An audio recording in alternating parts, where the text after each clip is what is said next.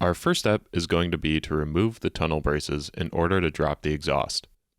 Remove the small screws with the T25 Torx, and the 9 other bolts with an M12 triple square.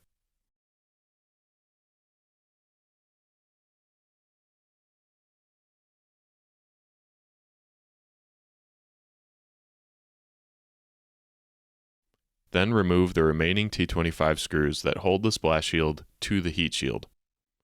Next, unbolt the other tunnel brace with your M12 triple square.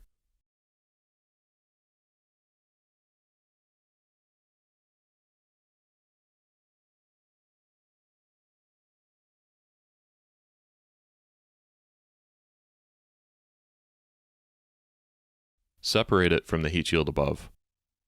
To lower the exhaust, remove the 2 clamps holding the midpipe to the catback.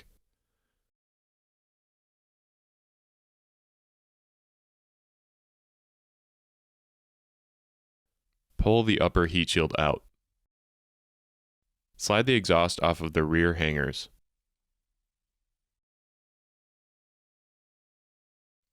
With the exhaust lowered, unbolt the driveshaft carrier with these 2 bolts.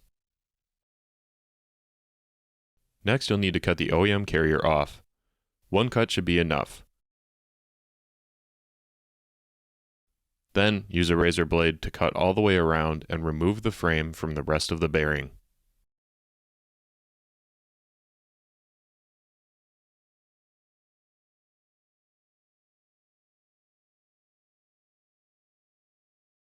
Then use the razor blade to cut the rest of the center rib all the way around, leaving the base layer of rubber intact.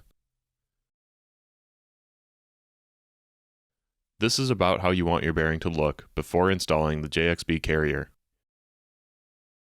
Now we'll install the new carrier.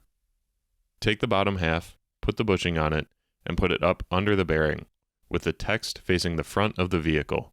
Then bring the top half up and over the top to meet it, and connect the 2 together using the provided Allen bolts. As you tighten the bolts, switch back and forth from left to right so the bolts don't bind in the holes. A small gap may form between the 2 bushings. This is normal. Now, take your bolt, put a fender washer on it, an isolation damper facing up, go up into the carrier, bring another isolation damper down from the top, and then put your small washer on the very top. Same thing on the other side. Bolt, fender washer, isolation damper up through the carrier, another isolation damper down from the top, and a small washer on the very top.